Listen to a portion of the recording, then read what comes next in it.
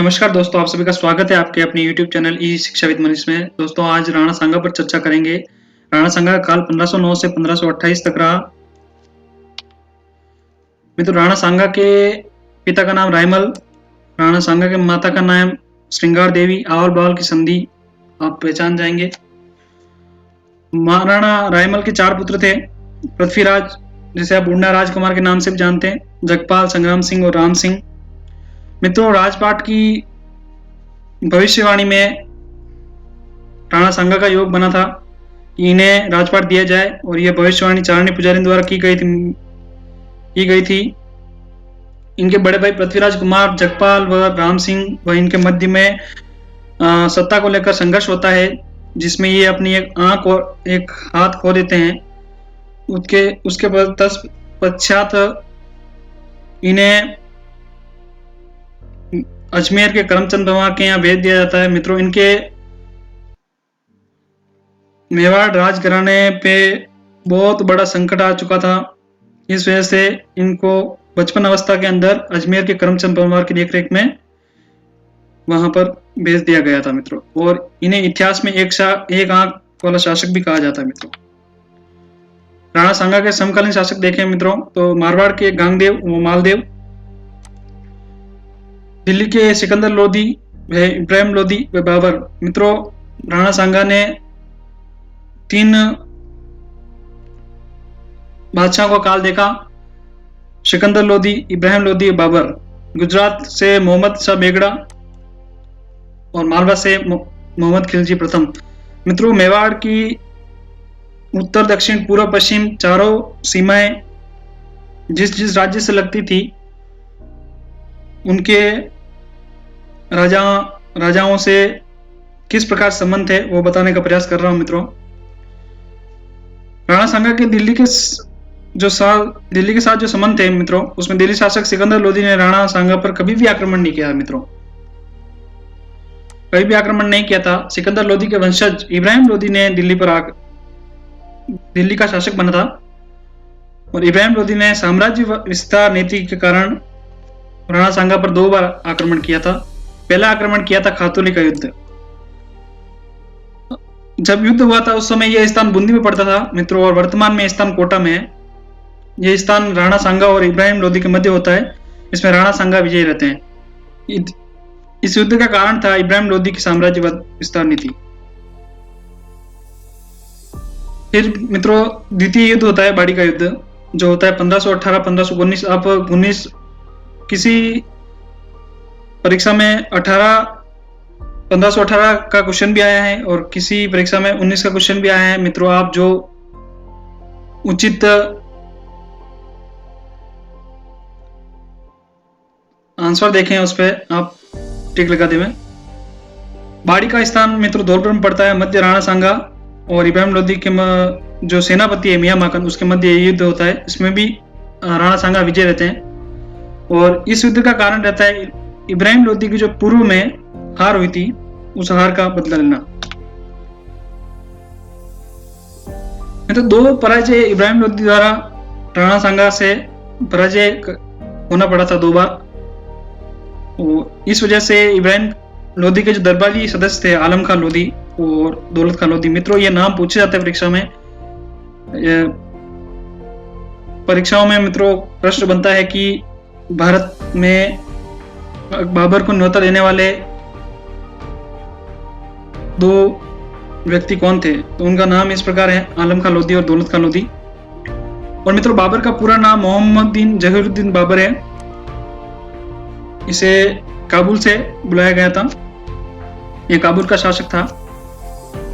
कुछ इतिहासकारों का मानना है कि बाबर को बुलाने का श्रेय राणा सांगा को जाता है। बाबर ने भारत में आते इब्राहिम लोदी को पानीपत के स्थान पर पराजित कर दिया था मित्रों, और पानीपत का प्रथम युद्ध होता है 21 अप्रैल 1526 को।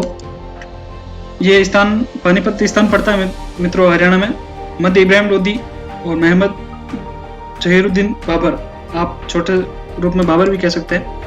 इसमें विजेता होता है भारत। इसमें विजेता होता है बाबर। विजय के कारण मित्रों भारत में प्रथम बार गोला बारूद और तोपखाने का प्रयोग किया गया था। मित्रों, भारत में इससे पहले कभी भी बारूद और तोपखाने का प्रयोग नहीं किया गया था। इस वजह से यह प्रथम बार भारत में माना जाएगा मित्रों। और इस युद्ध के पश्चात बाबर ने दिल्ली व आगरा पर अधिकार कर लिया था मित्रों। बाबर और राणा सांगा के मध्य जो शत्रुता के क्या कारण रहे मित्रों, उस पर अपन चर्चा करेंगे। राणा सांगा द्वारा बयाना भरतपुर पर अधिकार करना चाहते थे मित्रों, क्योंकि बाबर इब्राहिम लोदी से लड़ने के बाद में मित्रों मेवाड़ राजस्थान की जो भरतपुर वाली सीमा है मित्रों, वहां पर क्योंकि कोई भी आक्रांता अगर दिल्ली से आता है तो मित्रों उसी रास्ते से आता था, और जो सर्वप्रथम जो दुर्ग या किला जो भी उस रास्ते में आता था उन्हें जीतता था। और बाबर ने उसको जीतकर दुर्ग रक्षक मेहंदी ख्वाजा को नियुक्त किया था मित्रों। और राणा सांगा भरतपुर पर अधिकार करना चाहते थे, इस वजह से एक कारण यह रहा। दूसरा कारण मित्रों, राणा सांगा ने बाबर को पानीपत प्रथम में सहयोग नहीं किया था। अर्थात मित्रों आप यूं कह सकते हैं कि इब्राहिम लोदी और बाबर के मध्य जो युद्ध हुआ था उसमें बाबर ने राणा सांगा से सहायता मांगी थी, पर राणा सांगा ने सहायता नहीं करी, इस वजह से यह भी कारण हो सकता है।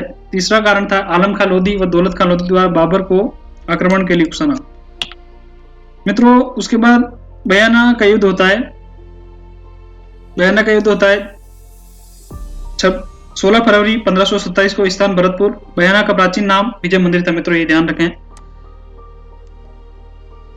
यह युद्ध राणा सांगा और बाबर के दुर्ग रक्षक मेहंदी ख्वाजा के मध्य होता है, जिसमें राणा सांगा विजेता रहते हैं। इसके पश्चात राणा सांगा ने बयाना पर अधिकार कर लिया था मित्रों, और राणा सांगा के हारने के पश्चात बाबर ने अपने सैनिकों में उत्साह संचार हेतु धर्म जिहाद का नारा दिया था मित्रों। खानवा के युद्ध 17 मार्च 1527 को होता है मित्रों। स्थान खानवा, रूपवास तहसील भरतपुर, मध्य राणा सांगा और बाबर। परिणाम बाबर विजय। इस युद्ध में पाती प्रवण प्रथा का प्रयोग किया गया था मित्रों। पाती प्रवण प्रथा का अर्थ होता है कि राजपूताना के समस्त राजाओं द्वारा एकत्रित होकर दुश्मन के खिलाफ लड़ना। ये मित्रों बहुत आरएस और आरपीएससी लेवल की परीक्षाओं के लिए बहुत ही इंपॉर्टेंट क्वेश्चन हो जाता है। आप आरएस का मैथ्स लिखते हैं उसके अंदर लिखित में क्वेश्चन आ सकता है मित्रों। पाती प्रवण प्रथा के तहत राजपूताना निम्नलिखित राजाओं ने भाग लिया था मित्रों। आमेर से पृथ्वीराज कच्छावा, मारवाड़ से गंगदेव मालदेव, मेड़ता से विरमदेव, बीकानेर से कल्याणमल, जगनेर अशोक परमार। जगनेर मित्रों भरतपुर में पड़ता है। चंदेरी गुजरात से मेदिनी रॉय, ईडर से बारमल, मेवात से हसन का मेवाती, गोगुंदा से जाला अज्जा, गोगुंदा से जाला सज्जा, सालड़ी से जाला अज्जा। मित्रों इन्होंने इस युद्ध में मेवाड़ का राज मुकुट धारण किया था। सिरोही से अखिराज सोनगरा, वागड़ से उदय सिंह, रायसेन एमपी से सलारी तंवर और नागौर से खानजादा। मित्रों अंतिम समय में नागौर के खानजादा और रायसेन एमपी के सलारी तंवर दोनों राणा सांगा से गद्दारी कर बैठते हैं और दुश्मन सेना में जा मिलते हैं। इस युद्ध के पराजय के कारण यह रहते मित्रों, राजस्थान में सर्वप्रथम तुगलमा पद्धति का प्रयोग हुआ था और राजस्थान में सर्वप्रथम तोपखाने का प्रयोग हुआ था। मित्रों ये क्वेश्चन बन सकता है कि राजस्थान में किस युद्ध में सर्वप्रथम तोपखाने का या गोला बारूद का प्रयोग किया गया था।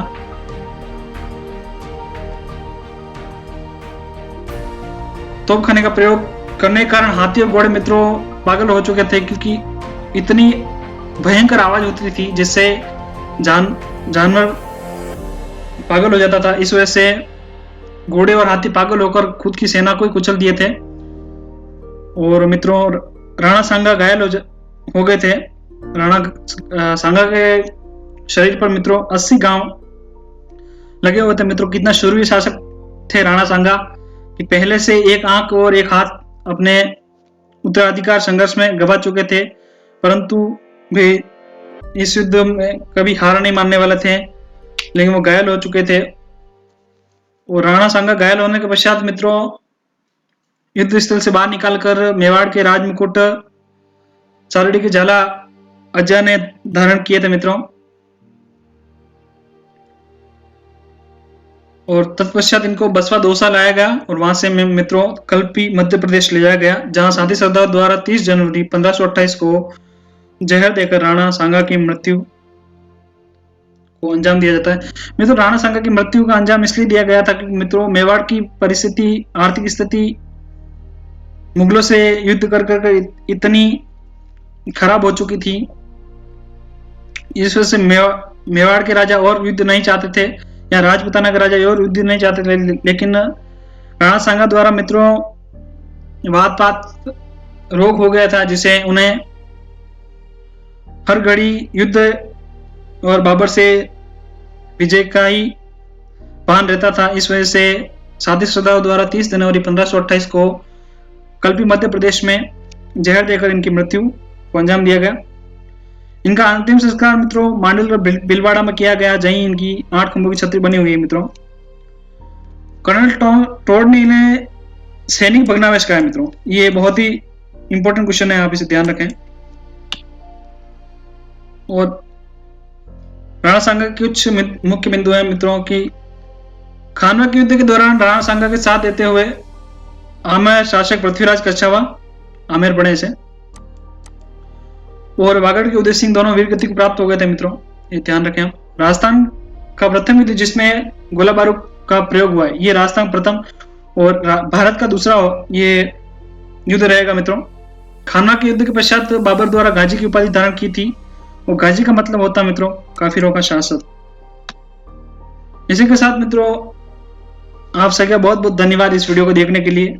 मित्रों इस चैनल को सब्सक्राइब करें, इस वीडियो को लाइक करें, शेयर करें। आप सभी का बहुत बहुत धन्यवाद।